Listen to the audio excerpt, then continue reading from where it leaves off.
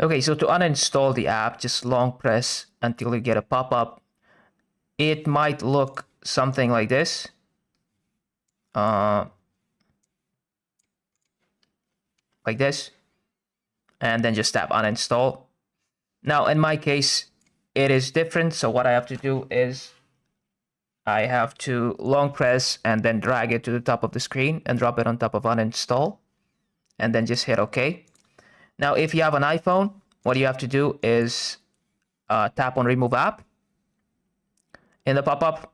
If you don't get a pop-up, just go to settings and then find general, iPhone storage, then find the app in the list, and then just hit delete app and it should remove it. Now I'm going to show you how to remove it on an Android if you don't have the pop-up. So just drag from the top of the screen to go to settings, right here at the bottom, and then go to apps, find the app in the list, and then just hit uninstall and hit OK. And that should be it.